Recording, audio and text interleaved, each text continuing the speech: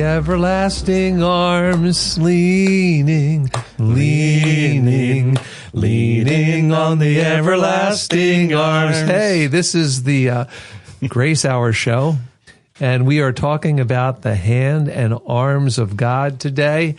All this week, we have been talking about these human traits that are attributed in the scriptures to God. There's a big word. Well, let me introduce myself first. I'm Pastor Steve Andrulonis with Greater Grace Church in Baltimore. With me today, Jonathan Mikkonen, and he's a Bible college graduate. He's also recently married to an American Romanian, and that's amazing. And he's working through the process of becoming an official citizen of the USA, right?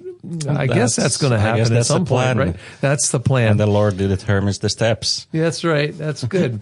And we are talking today about, like I said, that's why we started with that song, Leaning on the Everlasting Arms. Actually, Sunday night service, the worship team did open our service with that song. So it's a good one to talk about. Okay, so now I'll get to this big word, anthropomorphism. You could say it to yourself as you're listening, watching us on YouTube or Facebook Live, wherever you are. This podcast dives into these kinds of things from the scriptures, so we're going to talk about this. Anthropomorphism is the attribution of human traits, emotions, intentions, or behaviors to sometimes animals. You watch, if you watch Bugs Bunny or any kind of cartoons, the newer cartoons, you know that animals are given. I think there's a new movie out called The Sheep Detective that my granddaughter saw, and she said it was so interesting. A flock of sheep has to solve a murder case involving their shepherd.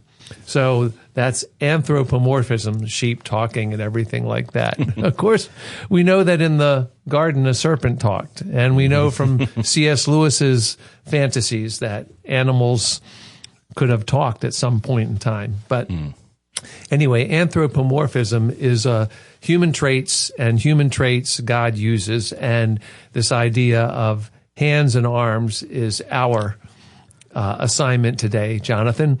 And we're talking about that, and we were made in the image of God, and I think these things, attributing our physical characteristics to God, helps us understand who He is and the way that He moves and lives with us. So what say you? I'm amazed that God is so personal that He wants us to understand His character and who He is. Like He created man His own image, so each part of the body, soul, spirit is an expression of God, made in His image. So there's an imprint, and like we were talking about the hands and the arms, like when I was first thinking about it, it's like what are they representing? So and the first word was an action. So the hands are kind of the conduit of my will and my mind. Like if I want to do something, if I have a thought that I need to grab on things, the arm will follow it and execute it. So I was thinking and God, about the God, His hand is all over. Like it's mentioned over and over in the Bible in a different meanings. And when it comes to God, I was thinking about His attribute of sovereignty. Like He does what He wills, no matter when. Like if he has a plan, if He has an intention, and He has all the authority, all the power doing it. Yeah. I mean, I think that's the way you want to look at these kinds of things. The idea, the arm and the hand of the Lord. When we talk about the voice of God and the Word, He said, "Let there be light," and the Word. We see Genesis 1. He spoke things into being until He got to this place where He was making people. And then it says He formed man out of the dust of the ground. I think that's the first idea that God actually got his hands in the dirt. He made the dirt of the earth, and the dirt of the earth was at that point a wreck and a ruin. It was in chaos, and there's a big discussion about when that happened, how that happened, but I think it is definitely connected to the rebellion of Lucifer in the angelic realm and what the earth became. But God still reached into it and decided to form something in his image from it. So I think that's the first sort of indication in our Bibles that of God reaching literally, physically into our earth and doing something with it. What do you think about that? Wow. Yeah, I like how you say, he forms, he reached out into the world that he created and then formed out of that something that represents himself. And later on, this creation fell, and I just can't help thinking of how God had plan of showing his grace and mercy and redemption through the man, and different characteristic, and but when it comes to his hand, something that's completely formless, or seemingly formless, seemingly unimportant, he took his hands and formed something that has never been expressed before. Yeah. And here's a man. Yeah. It was the process of creation that we read about. It's it goes through these days, and then there it is. This being, us, is let's see who made it. It's actually, I think it's 2 Corinthians, he's talking about us in clay jars, the treasure in clay jars, 4:7, 2 Corinthians 4:7. And this has been sort of a collision between it was the collision that happened in Acts chapter, I think it's 17, when Paul goes to Mars Hill. Is that it? Maybe it's earlier.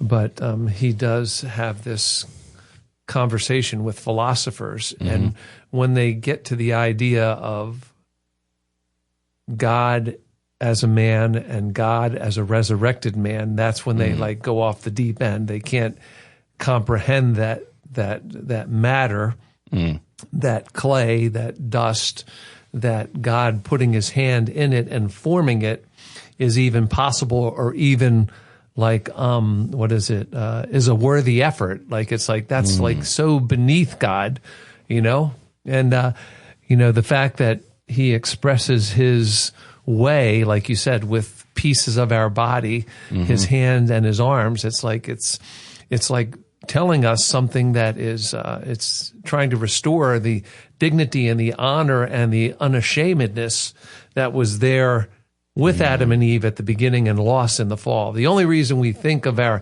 hands and our arms as evil things that need to be set aside is because of the fall of man and the decision he made to try and gain the breadth of information that he can't contain, which is what the tree of knowledge of good and evil, I believe, represents. It's you don't need to know it all. Right. If you know God, you don't need to know it all. Correct? It's correct. And then I'm thinking about after the fall, man has to labor with his hands, and then the first the hands have also committed the first murder. That's true. And so they are the agents, or what is in your heart. Actions happen there, and I mean it's a very polluted image at this point of what the hands are supposed to do. Because in the Bible, when you see different verses, different places, it talks about protection, comfort, but then there's also the severity part of God's hand. I think in Jeremiah it says, "My hand is outstretched against you." Yeah. So there is the both parts. Yeah. So what do you think it's when we get to the arms? What would be a difference between hands and arms? Well, I think, they're all connected, right? Yeah. The hand is at the end of the arm. The arm is the reach. The hand, I would say, is the touch. And it's I think the arm is maybe the big picture. It's like, it's the whole thing. It comes up, you reach, God reaches. And then the hands, we know they're the fingerprints. There was an old Stephen Curtis, 25, 30 years ago, I think it is, this song from Stephen Curtis Chapman called The Fingerprints of God. I can see the fingerprints of God in you. Like, it's like, this is like, when we think of being formed by God, we can see the touch. And, you're a musician, bass player, guitar player. Do you play piano too? Yeah, sometimes. Yeah. Okay. Yeah. So, and those are all finger instruments. It's like, well, just about, except for the voice, the voice is like an instrument that God put in us, and he put good ones in some people, and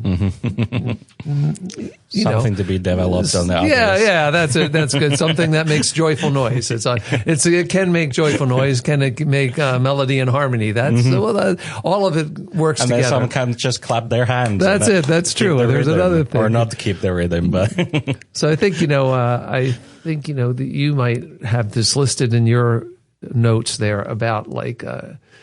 God revealed his arm of salvation. It's like, that is like he bared his arm. I think that's in Isaiah somewhere. The arm of salvation was something. And I think that's the reach, without if the hands were just attached to our shoulders, and there is like, I guess that there's that evangelist or the speaker, Nick. Have you ever seen him? Yes. Begins with a V, and I think he has hands or something kind of. He had birth defects, and so he doesn't have any legs, and then he has these hands that are just close to his. So he doesn't have very much reach, but he's married. He has children. He's a speaker. He hasn't allowed his whatever it is, the shape of his body to determine his ministry. But I think when God says his arms, we know that. There was a song here written by Josh Sleva, who went home to be with the Lord, I think 20, 30, 25 years ago, son of Pastor Tom Sleva.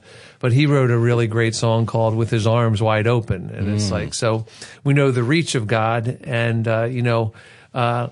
let's do something anamorphic, if we can, which is like when Jesus said, in I think it's Luke 19, I wanted to come and gather the people of Jerusalem under, like a hen gathers under the wings. Like, so this is like these images that God puts in front of us, like they're very, they're something that we can get our hands on. We can hold, we could hold a hen if we wanted to. It might not stay with us very long, but we can hold a hen. Yes. And, and God, like gathering a hen, gathering something under his wings. All of these pictures are designed to give us I think in philosophy and the argument with Paul there, in philosophy and other religions, there's like a detachment from the physical, the material, but God made the material world good, and we are the representatives of that. So as clay jars filled with himself. So. Yeah, I was reading this morning Isaiah 59:1 that says, "Behold, the Lord's hand is not shortened, that it cannot save." And I believe God asked this rhetorical question in the Numbers when they are murmuring about, like, why did you lead us out of Egypt? Why did we come here? And then Moses inquires the Lord, and Lord answers, like, do you think my hand is shortened? Yeah. Like you just witnessed, and it talks about also, I think in Psalms, that by his arm he delivered Israel from Egypt. Yeah, with a mighty arm he led them out. With a mighty arm. Brought them out. Yeah. So he's asking, like, is this same arm suddenly shortened? Yeah. Like, am I not able to reach to you? Like, do you think that I have taken my arm off from you after taking you out from Egypt? Yeah. Yeah, I think, when you're talking about the arm, I think the arm, we all know what a muscular arm looks like. We have seen it. Men like to demonstrate it. I guess women do too. There's competitions, bodybuilding competitions. And, why would we, like one of the questions, the guide questions that were provided for us, like, why is it that we would see this image of God and like take comfort and security in it, in his arm and then in his hands? I would say God's, when you're thinking about arms, there's a strength.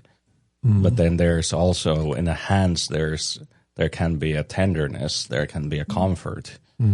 Like you are able to lift somebody up, you're able to comfort, put a hand on somebody, and you're able to tenderly touch, or you can lift up, or you can defend somebody with your arms. They can work as a weapons. They can hold on many things. So I would say God, in a God's arms, like if you think about it, simultaneously we're talking about God, creator of all, is simultaneously the most powerful and the most tender force in existence are his arms. And I was thinking about where is it? It's in Isaiah 40, I believe. It talks about God as a shepherd and carrying the lambs. Yeah. And like he's not dragging That's the lamb. True. No. Like he's carrying, like he's gently carrying the weak. There's a posture, kind of like a total support. It's around his neck. It's on his shoulders. It's like these are body pictures that are, bodily image pictures that tell us something. Yeah, and I was thinking like the lamb there isn't contributing in anything of it. Like there is nothing. It's not walking. The lamb is not navigating. His lamb in this picture is entirely dependent on the shepherd and carrying the lamb. And maybe it's a good picture of a comfort. Like some might hear and read this and think about it. It's like, that's a terrifying place to be. Like, I have no control over it. But the question is like, where does it come? Like, where do you find this comfort and security? Like, do you know the shepherd? Yeah. Do you know his character? Like, do you know, okay, you know that he's all powerful and almighty, but do you know he's also love? And do you know that he is capable of anything, but yet because of his love, he's not choosing to pour the wrath or judgment to those that he loves. Yeah. Yeah, I like the shepherd. That brings me to, I think, maybe when we think about the security of the hand of God, the great passage to me is the passage in John 10:27. You said my sheep hear my voice. Yes. And I know them and they follow me. I give them eternal life and they will never perish. And that's like one thing. So that's, okay, there's the sort of like the spiritual element, the abstract element, but now we get like something that's objective, tangible, substantive. Yeah, it says like, and none can pluck them out of my hand. And it's like, so I've taken hold of them. I think that's like a big thing. Like, now we know that Jesus is the Word made flesh. God did speak things into being, but Jesus did take on flesh and bone. Yes. And the most significant passage about that, I think, is the Luke 24 passage when he comes into the room he just suddenly appears through the locked doors in Luke 24 in the upper room, scared disciples. Some have seen him. They don't believe what the women have told them. 2 other disciples have come back. We just saw him break bread and vanish. And now Jesus said, reach out and handle me. It's like, so we know that happened. Jesus said that none can pluck them. So the disciples, John especially, who used to lean on Jesus's chest so he could get all the details of life that Jesus was talking about, he certainly touched the hand of Jesus. Peter, we know when he was sinking, Jesus reached out his literal, very, very human hand and pulled him to safety when his faith was small. So we know this picture, that hand of Jesus. And then Jesus takes it even further, 29 of John 10, the Father gave the sheep to me, and he is greater than all, and no one is able to snatch them out of my Father's hands. I and the Father are one. This is this is a big theological complexity here, right. But it's like really comforting. The sheep know his voice. Once God gets a hold of them, once Jesus gets a hold of them, they can't come out of his hand. And because they're in Jesus' hand, they are also in the Father's hand, because he and the Father are one. It's it's very interesting. And it talks about the eternal security first and foremost. Exactly. And then there's also, it gives a great comfort. Like the security is not in gripping your hands. Yeah, like you're not gripping God in that picture. Yeah. But God has a grip on you. Yeah. Jesus is gripping you, and then Father's hands. So there's I think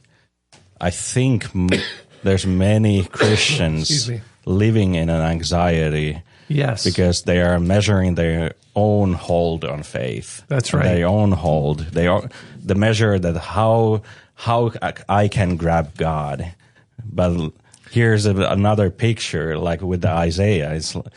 He has a hold on you. He has a grab on you. That's right. And it's not about how I feel, but it's a positional truth. It's a positional reality. Yeah. And that's an enclosed position. I mean, I think it's like a double. It seems like to me like a double meaning. You know, like a double protection. Like you, not only can no one pluck you out of Jesus's hand, but there's the Father's hand too. Now, there's like very interesting. I noticed this one time when I was reading this passage on the virtuous woman. You get to a place where it says, in the King James, it says that she is not afraid for her household when it snows, for all in her household are covered in scarlet. But then in the other translation, it means she's not afraid of her household, for in all of her household are doubly clothed. It's like the scarlet robe is the robe wrapped around your other garment or something like that. And I didn't, you read that and you wonder what scarlet means. And we could say like what that means. Maybe it's like a high, it was like something scarlet probably had to be dyed red, and to dye something red probably was a very expensive kind of process. But I think when I read it in like this other version, the standard version, Christian Standard Version, it says that all of her household is doubly clothed. And I think all of when I look at these verses in John 10, all of the household of God is doubly held by him and the Father. And we can't, he can't let us go, right? Yeah. Wow. That's so good. Wow. Doubly clothed. Like there's amazing security and comfort. Like in a garden, like man realized like I'm naked. Like there's no covering. There's not. So he hid himself, and then God. I'm thinking about it like he's talking to like a child that is behind a curtain, and he sees the feet, and then God kind of goes around like, "Where are you?" Yeah, like he knows where he is, but like he's kind of waiting for the response, but at the same time, like the same picture is like as soon as they ate from the fruit, realized like, oh, I lost something here. Mm-hmm. Like it wasn't like they ate on the fruit of the knowledge of good and evil, and suddenly their clothes flew off. Mm-hmm. Like it says they were naked and not ashamed. Yeah. Yeah. But then when the sin entered, they realized like, oh, I'm uncovered here. Yeah. Yeah. And I think, you mentioned it earlier that there was like hands commit murder. The hands took the fruit and everything like that. We know that these hands were made to cultivate the garden. Yes. To dress and keep it. But now they are, because of their rebellion, there's this potential to do harm with the hands. And that's, that's a thing. Like, working with his hands was not the issue, but now it's going to be sweaty. And now the soil is going to it's going to be produce hard. Thorns and thistles, which can which tear up your hands. If you do any kind of yard work and you're pulling like kind of weeds out of there, you get little things stuck in you, and sometimes you can miss one, and a week later you see like a little red spot or like either like a little infection like little thing there, like you have to you can get a splint, you miss a splinter, and it's going to remind you that it's there at some point. Right. So that's the kind of thing like that. Our hands, we can look at our hands and see like what they were meant for. Now another one of our questions is like some people fear the hand. Now there's a famous Great Awakening sermon in America from the 1600s. That's Jonathan Edwards. He preached this sermon called, actually 1700s, I'm sorry, Great Awakening sermon just before the American Revolution 250 some years ago. But during this awakening period, he preached this sermon that became pretty famous and pretty misrepresented in my mind, because it's called Sinners in the Hands of an Angry God. And it's like, you said you went to a baseball game. You went to watch the Orioles on Saturday. They actually won a very nice game last night. They beat the first place team with a late home run and stuff like that. But you went and saw like a very sort of dull performance from the home team. But when you think of like sinners in the hands of an angry God, I think of the picture. God is just ready. You read the title of that sermon and you think that he's like just waiting to throw people into hell. But the misrepresentation is that, God is not angry with the sinner, and he is angry with the thing that led them into sin, which is Satan. And the angriness of God is not towards the sinner. His goal is to seek and to save the lost. But it's just the title of the sermon, and the way that it's been.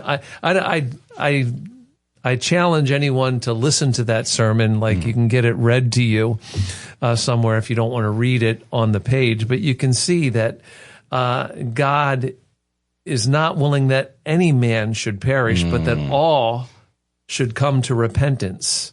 So that's the it's the come into the courts. Come into his courts and call upon the name of the Lord and be saved. But we can understand there is like this, and rather than come to God, it seems like there's, the human disposition now is to erase the reality of him somehow. So, and, they just see him as a fearful, angry kind of, corporal punishment dealing kind of person. I don't know. What do you think? That's a lot to unpack there, but I'm just thinking wow, where do we get, I was just thinking, where do we get the idea that God is in a business of just punishing? Like that God is somehow doing it for his own pleasure. Yeah.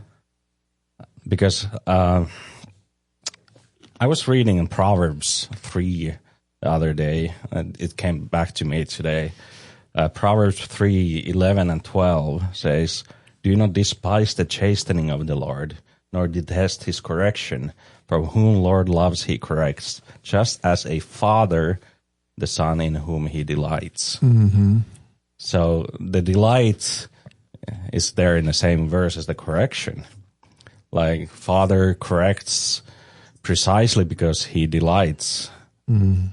It could be said that way. The hand of correction is, like we read in Hebrews 12, like, in a God's point of view, it's supposed to and will bring the peaceable fruit of righteousness. Yeah.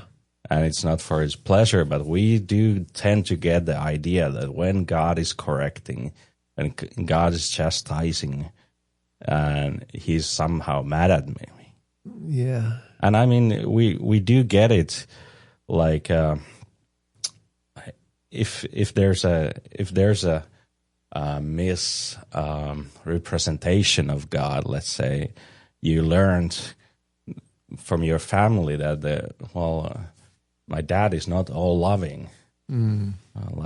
There's a horrible family situations, and you learn, and then you hear that God is your father, and you're like terrified. Mm. And you learn a different aspect. You only know God based on your relationship with your father. Mm. And I believe God really wants to reframe or redefine him as the father through the scriptures, and even is dealing with the Israel, or Jacob, as he calls both of the names.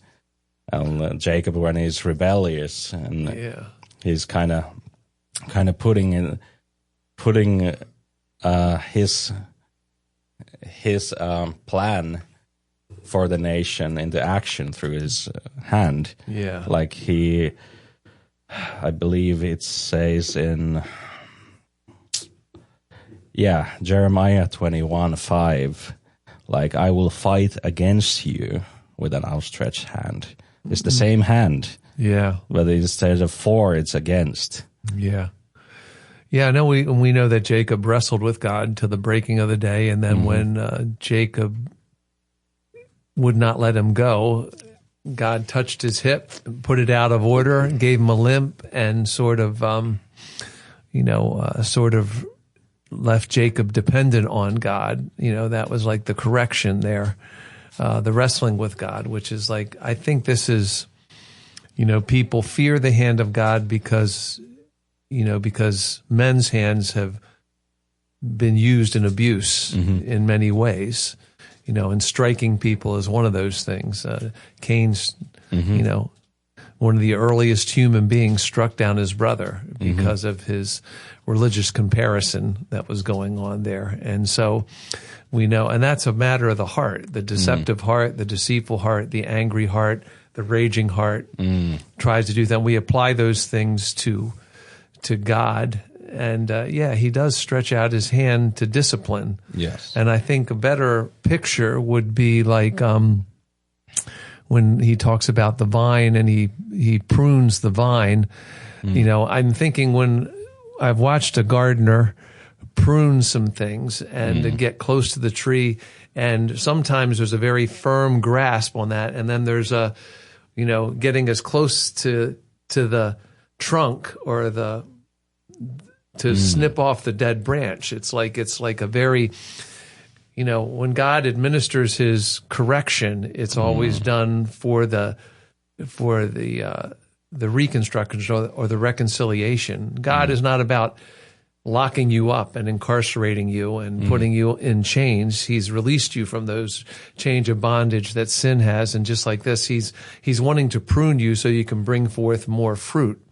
And the fact that I think it's just a perception that, yes, there have been places where God has allowed his wrath to go. And I think that's a misrepresentation of wrath in people's minds too, because wrath is not like an outburst of anger, a fit like of anger, yeah. a very emotional reaction. Now, of course, God has emotions. He's angry with the sinners every day, but then it also says in Ezekiel, he takes no pleasure in the death of the wicked. So it's, I always see wrath as like the circumstances for ignoring truth. Like you read all those things, like in Leviticus, reading through Leviticus in my Bible reading, and you see all these little things. You don't eat this, and then if you have leprosy, do this, and if you if you have human relations a certain way, outside of the order of humanity and creation, and you do something with an animal and everything. It says the animal and the man or the woman should be, because these kinds of things can bring wrath, which is consequences of violating the order. Like I always like to use the example of the Bay Bridge. The Bay Bridge, if you've ever gone across it, has like this big hook when you're going from the west to the east side. And it's like, and why is that? Well, the thing is they wanted to create a right angle for the depth of the channel so the bridges can go under the towers there. But to do that, they had to do this. Now, suppose they had tried to do it another way and just say, no, we just want it to go straight, to be very aesthetically pleasing, and just totally violate the order of making a right angle and not make that giant curve. That curve to me is like a terrifying thing to drive on, but you do it, if you have to. But like the law of physics and everything like that could not be violated. And if they violated that order, that channel would not be receptive to the size of the ships there. So, I like that, violating the order. Yeah. Like that's where the consequences and the wrath, so to say, comes. And like we're talking about, do we fear the hand of God? So where does the fear? Like it can be a like terror, fear, or it can be a reverence, because you know that the hand is capable of doing like there's authority, there's a power, there's all the rights of doing, but then he's withholding it. Yeah. And like there's a reverence. It's like, okay, I'm in the hands of it's a fearful thing to be in the hands of the Almighty God. Yeah. Like you have a great respect for the hand that made you, the hand that upholds everything. He got the whole world in his hand. Yeah, yeah. So he can do whatever he pleases with it. Yeah. And so there's a reverence for it. But then you also know the character of the mind and the heart that the hand is connected to. Yeah. And I think that is the key there, like which kind of fear there is. Mm-hmm. And I think most of people are only on the side of it where it's like, well, it can crush me any given moment, and I gotta try to work my angle and preserve and do good things and build my reputation before God so he doesn't crush me. Yeah. I think a great verse in Psalm 119, it says that the earth is full of the mercy of the Lord, which means that, if God allowed the consequences of if God just said, okay, I take my hands off, my arm, I'm going to let my arm be short, and I'm just going to allow the whole world to manage itself, men and women.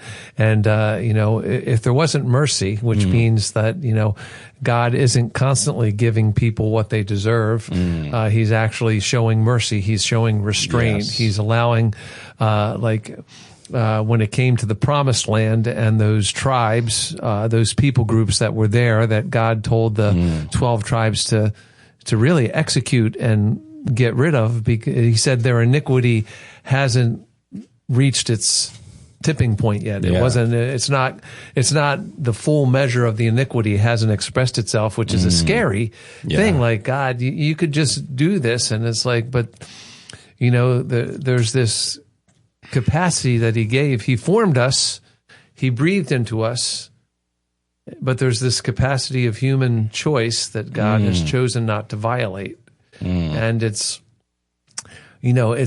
something that people wrestle with, because we just say, why did God allow this? And it's like, well, one time me and Timothy, my son, when he was younger, we went to amusement park, Hershey Park, and we rode roller coasters like crazy. I think we did like 67 roller coaster rides. Now there's 10 or 12 different coasters, but at the end of the evening when the park empties out, you could like just go from one to another. And so we remember like the last one was like a inverted roller coaster, and it had been like, when we first went on it that day, it was such a thrill, but the last one we couldn't even feel it anymore. And what I'm saying is, like, God is not like, he did not gave us human volitions. He didn't like just want like humans just doing things for he wanted humans to choose to live for him, instead of like just programming us just to, hey God, hey, just not praise from a thankful heart, but just praise because it's just the way we do it. Like, and then how God got bored like that. Like we got bored with that roller coaster. Those last roller coaster rides were like, okay, there's no thrill here. It's time to go home. It's like 67 rides later. It's like the first couple were like, whoa, take our breath away. Now nothing, so I think like, God created, who are we? Like read Elihu's passages 32 to 37 in Job, and you'll get an explanation. God does as he pleases. He did as he pleases. And it's a big thing. So this last question here, practically in our lives, what does the arm of the Lord represent, Jonathan? I would say it represents God's active involvement in everything. It's not just passively watching. It's not like some theology, that's the whole principles, like God has taken his hands off, and like, okay, you have free will and you do everything, and just here, and you do what you do, and then I'll be judging after you die. Yeah. But he whom he loves, he chastises, and I love that because he talks about the sonship. And like, because you are in his family, royal family, he uses things, he does things in order to redirect, guide, and keep you safe. Right? Yeah. So there's an active involvement. Yeah. God's hand is, I think in Deuteronomy, it says 33:27. That uses the word like underneath are the everlasting arms. Yes. Like they are underneath, and it's the posture of total support. So there's nothing that can fall underneath. So I like that. So it's an active involvement.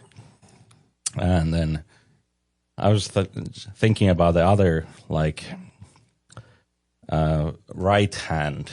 The Bible talks about the right hand of God. Yeah. Like it's kind of a position, authority, where the status is decided. And Christ is sitting right now on the right hand of God. And he's advocating there.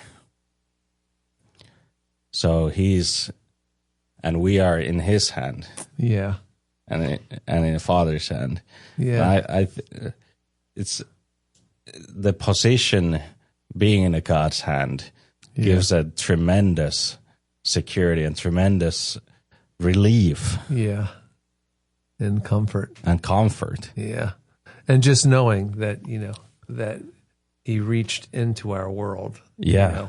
Totally. And the fact that the hands of Jesus are there. And I think like when John expresses it saying that we will see him as a lamb who was slain, the scars of his hand that he gave willingly to the cross. That's like another thing. We'll have a constant reminder of what it cost God to redeem us and to reconcile us to himself. Well, I think that's our time today, Jonathan. I appreciate you being here with me. And I think take comfort. I think that's the one thing we want to say is like God reaches to us. And right? God's arm is never shortened. Yeah. And that's a great way to look at it, and a great way to think, and like maybe it changes prayer life. Yeah. Thinking about, okay, your hand is never shortened. Yeah. It's always there. So yeah. Our hands are folded in prayer or lifted in prayer, but God is reaching to us in prayer. Yeah. It's amazing. Well, that's the Grace Hour show for today. For Jonathan Mikkonen, I'm Steve Andrulonis, and our engineer today on the technology side is Jehu Vandiver. And we always like to mention him. It's a big part of the whole show. The cameras, all the stuff. Thanks, Jehu. Thank you all for being subscribers to our program. If you haven't subscribed, you can do so. YouTube, Apple Podcasts, Google Podcasts, Spotify, other places. We're so thankful. Leave us a good review. Let us know. 5-star rating. That's good. That helps us. And have a great Tuesday, everyone. God bless.